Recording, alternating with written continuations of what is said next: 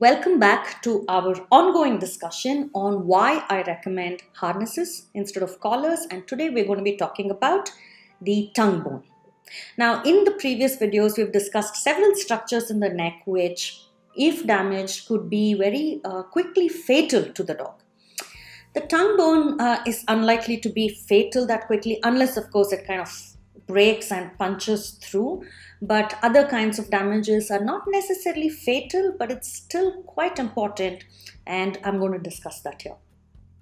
So, the tongue bone or the hyoid bone is a rather delicate, thin bone that sits right up here, the area where you're likely to put the slip lead or the choke collar and kind of keep it up here. That's kind of where the tongue bone sits. So it's quite easy to fracture it, even if the pressure is just a little bit off. And what happens if the tongue bone is fractured? Now, like most of you may have already guessed, it can get quite uncomfortable. It can cause discomfort when the dog is eating or trying to swallow. So swallow liquid or solids. But another interesting thing that the tongue bone is involved in is balance. So if you can get your hands on this DVD called From Tongue to Tail by Julia Robertson from Garland, go ahead and have a look at it. It explains this a little bit more detail, but the tongue is also involved in maintaining balance. And so the dog can go off balance if that gets uncomfortable and the dog is unable to move the tongue freely. So what are the behavioral indicators that something has happened? Because it's one thing to just know, but you're not just going to suspect it out of the blue. The dog is not going to come and say boo-boo in the neck, right? So we need behavioral indicators. If it is causing discomfort when the dog is swallowing, you're likely to see a host of behaviors around food that just look unnatural. It could be just pushing the food around, food faddism, or even anger, irritation around food, what is called food reactivity or food aggression or food guarding or whatever it is that we want to call it, food insecurity. A lot of those kind of behaviors around food. Basically, the dog is hungry, wants to eat, but can't eat because this is causing so much discomfort. So it's just this massive bad mood with maybe even hunger and a little bit of malnutrition as well in some cases, a lot of pain that just won't go away. And so you can imagine a host of behaviors can actually come out of that kind of prolonged discomfort and hunger, not being able to meet that need of the body. And if the balance is off, of course, you're likely to see change in gait. Dogs are not going to be able to move slowly, sniff, and explore. They're likely to instead use, when your balance is off, you're likely to instead use momentum. So the dogs are likely to kind of move faster, maybe end up pulling on the leash, not sniffing enough and not exploring enough and walking really fast can start creating these hormones in the body that can have a very pain numbing effect on the dog. So they're not conscious of what they're doing. They can end up pulling further on the collar and damaging themselves without realizing it at all. It's a bit like people playing sports. In that moment, those chemicals can really erase, rather numb the pain, and that's the same effect we might see. So the dog can end up damaging themselves further. Interestingly, balance, the kind of sense of stability, physical stability also impacts mental health and social connections. So I'm not going to get into the details, the scientific part of this and the sensory integration that kind of leads to this whole thing. We'll probably do another video on it some other time. But what are we likely to see behaviorally?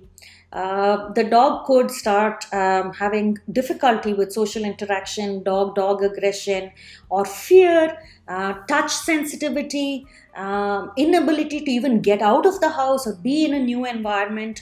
So a lot of those kind of behaviors. What a wide range of behaviors that I have discussed here. And very rarely do we tie this back to a tongue bone fracture. I mean, I'm sure if you think back, you've met dogs with behaviors like this. How many times have you stepped back and say, possibly a tongue bone fracture? Actually, I won't be surprised if many of you didn't even know this bone even existed until probably just now. So this, which is supposed to actually take you to the vet, instead you end up going to a trainer or a behaviorist because it looks like a behavioral issue more than anything else. And sadly, the advice you're probably going to be given is, hey, your dog is just misbehaving a little bit, just needs to be shown his place or her place, a little bit of corrections, a little bit of obedience, and your dog will be fine. So how do we get the dog to do it? Put a collar around and pull it, what are called collar corrections. You see the irony in this? A problem that is actually caused by an issue here, and the solution is to cause more discomfort exactly in that place. And what option does the dog have at this point? Nothing. He or she tried to express discomfort, but that has been punished with more pain. And so the only option, the only way to escape pain is to just shut up and give up. And that's a terrible place to put our dogs in. Has a dog that you have known experienced this, or that you know experienced this? I don't know. The question is not whether I can prove to you convincingly that the behavior that you're seeing is indeed because of a tongue bone or hyoid bone fracture. The real question, the significant question, is the one that you are facing. How willing are you to take this risk? With my own dogs, not at all. A cracked tongue bone is probably not going to kill her. But if she is experiencing discomfort when she's eating, if that's not pleasurable, if she's not able to have good social contact, if she's not able to sniff freely without pain, I might not have killed her, but I am killing her spirit. Because these are things that dogs absolutely love doing. And to take that away from her life, and if my actions caused it, not something I want to do, not worth it, not at all. Any alternative is better. So I am just going to be presenting more such facts to you about collars. We'll go through more anatomical details that you can then use to decide for yourself.